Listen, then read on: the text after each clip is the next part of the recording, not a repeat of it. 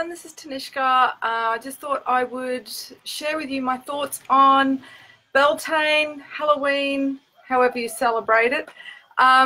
So just first of all, for those of us in the Southern Hemisphere, it is not Halloween. You know, every year you see more and more Halloween decorations in the middle of spring. Yeah, look, Halloween is the halfway point between the autumn equinox and the winter solstice. So it's only that festival for those in the Northern Hemisphere. It's the festival of death. It's the festival of, you know, really going deep into the shadow and acknowledging what are the disowned aspects that we need to acknowledge and be accountable for, take responsibility for, but also what do we need to release? What do we need to let go of? So those who are in the Southern Hemisphere, for us, this is Beltane. The Irish pronounce it Beltane, which I think is just beautiful. Hi, Sherry. Thanks for joining me live. And so this is the halfway point between the spring equinox and the summer solstice. So this is the rites of spring. This is the time when people would commit to marry, but just for a year and a day. So they would, you know, consummate the marriage on the earth. So it's a beautiful time. Children would celebrate it by putting posies of flowers anonymously on their neighbours' doorsteps, or, you know, leaving a dish of milk out for the fae, for the fairies. So Halloween, as it's become known, it used to be called Samhain, spelled S-A-M-H-A-I-N, and I go into more detail about these festivals in my book, Goddess Wisdom, which you can find online. It's published by Hay House, so it's everywhere. It's on Amazon. You can get it as a Kindle. You know, this is when the veils are thinnest between the dimensions, between the worlds. So it's a very potent time to seed your intentions for death or birth. Yeah, for, you know, releasing that which no longer serves you. If you're in the Northern Hemisphere celebrating Samhain or Halloween, or if you're in the Southern Hemisphere celebrating Beltane, then this is a wonderful time for committing to growth, for putting out clear intentions, and definitely for doing ceremony. Now, there's a little bit of, what would you say, you know, conflicting opinions on when the actual date is to celebrate. Traditionally, it was the 31st of October when Halloween or Samhain was celebrated. But if we look at or the 1st of May in the Northern Hemisphere is when you would celebrate the rites of spring traditionally. In the Southern Hemisphere, it's the exact opposite, because we're literally, you know, 6 months around the wheel. So for us, the 31st of October is when the traditional date to celebrate the rites of spring of Beltane was, and the opposite, you know, the 1st of May for us is Halloween, okay, or Samhain. So, and I'm not trying to be a complete killjoy if your kids are all dressed up to spook and thrill tonight. Still take them out, you know, any excuse to get dressed up and visit the neighbours is all good in my book. I used to be like a travelling educational party with my daughter, greeting the neighbours, wishing them a happy Halloween, but also just explaining that today is actually, you know, Beltane, the rites of spring. So this is when, you know, in the ancient world, there would be huge celebrations for the joining of the god and the goddess, and that is the universal energies of the god and the goddess through us, but through sacred lovemaking that is done with the intention of raising the energy and at that climax sending it out to rebalance the polarities of masculine, feminine, light and dark, and literally anchor heaven on earth. So, you know, this was the ancient religion. People used love to, you know, spiral higher and higher And here in Bali, I mean, the whole country does prayer at 6 a.m., 12 p.m., 6 p.m., and if they're awake, 12 midnight, to send blessings to everybody in the country. So, you know, it's no surprise that people are flocking to Bali, because this is a country that understands the power of love, okay, and using ceremony to raise the collective energy using the intention of love. And this was what the star tribes came to teach us many, many years ago, you know, back in Lemuria and Mesopotamia. And then with the rise of the empires, we forgot these beautiful sacred feminine practices. But they need to re-emerge now for us to rebalance and heal our mother and heal ourselves through the power of love to restore the sacred balance. So what do I want to say? The astronomical halfway point, like the exact halfway point between the equinox and the solstice, actually differs from the traditional date.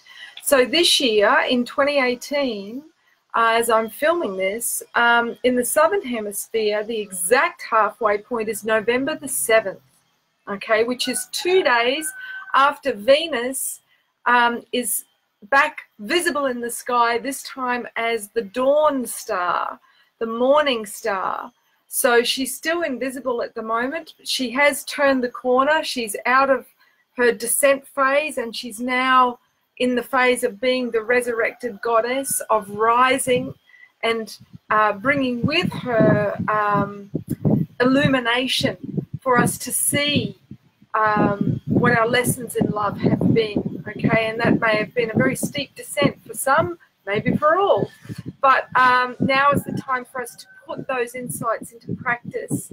And yeah, I mean, you know, the ancients celebrated these descent dates of Venus and her return with that symbol of the star within the crescent moon, which is on so many world flags, and it was the ancient symbol for the high priestess.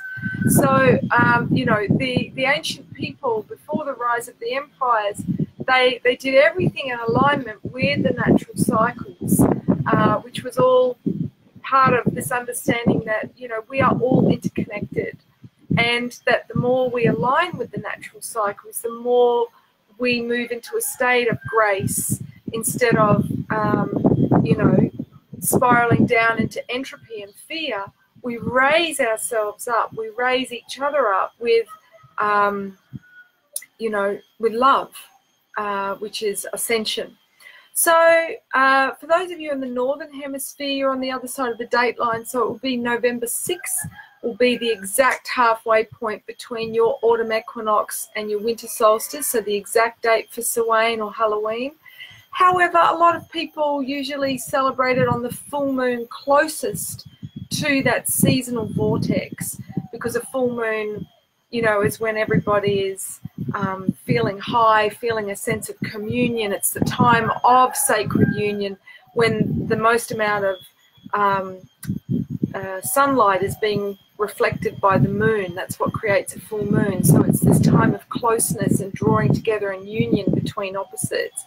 Whereas the dark moon, the new moon, is when we tend to be in our own cave, you know, doing our own inner union work. And the more that we do that, it's like breathing in, breathing out. The quality of the union when we do come together is, you know, all the richer for having gone deep within the self at new moon.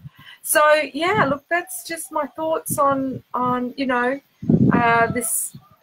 Really, it's the whole week. You know, this is a time of accelerated growth. So, you know, the universe will be putting you through some sort of catalyst at the moment, both externally and internally. You may feel the pressure, if you're in the northern hemisphere, to psychologically die, to really identify what it is that no longer serves you in your life, and let it go. And the way that you know, really helps to do that is through ritual, through sacred ceremony, Ritual is a basic human need. It literally anchors a shift, a change that we know we need to make on a cerebral level, and it makes it real in the physical. So it doesn't matter. It's not about the bells and the whistles and having some amazing crystal rod, you know, that costs hundreds of dollars. Oh no. The most powerful rituals or ceremonies are when you speak directly to spirit and to the mother from your heart with purity of intent. When you open up those gates, those directions, and invoke the elements of creations, that puts us literally between the worlds. It opens up a space in the space-time continuum where we can seed an intention that will then ripple out between all dimensions. So, interesting, a leaf just fell off. Symbolic. So, dun dun dun dun.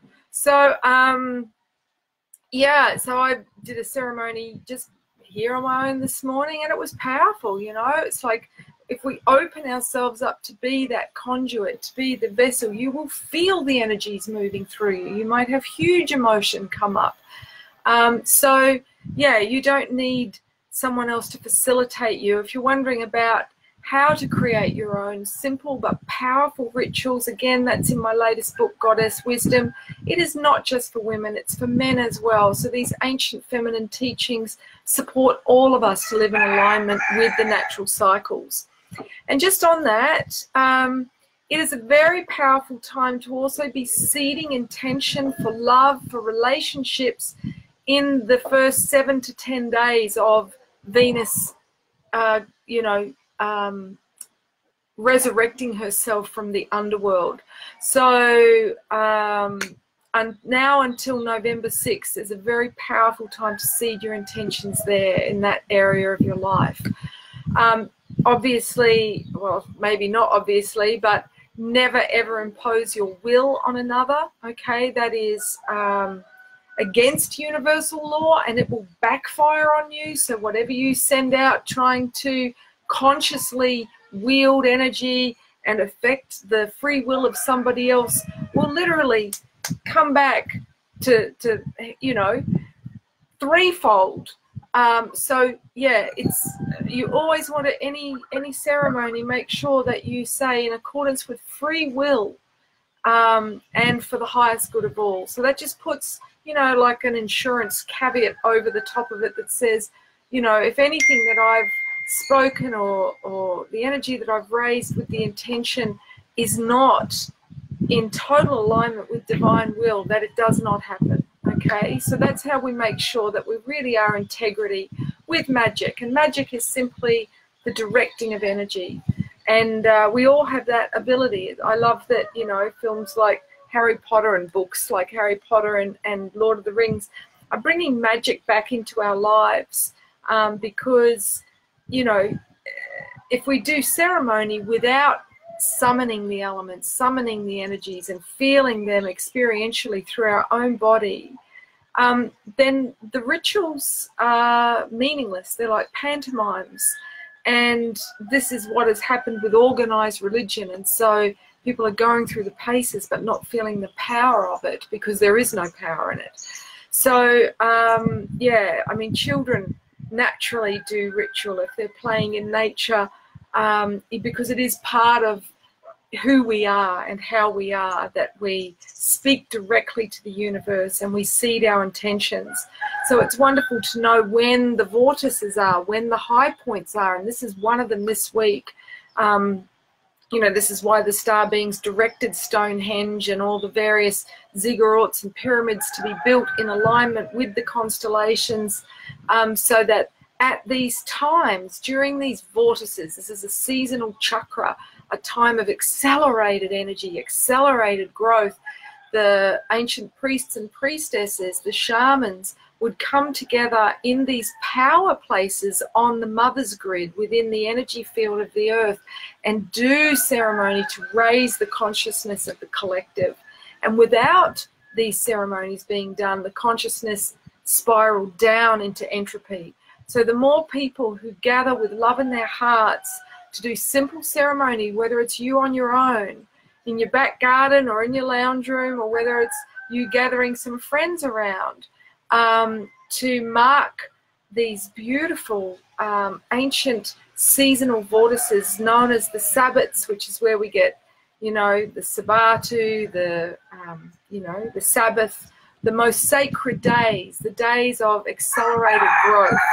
So, yeah, may your day be filled with love for yourself, so that may emanate out to all who cross your path. And, yeah, blessings. All right, thanks for tuning in. Feel free to share this if it resonates. All right, ciao for now.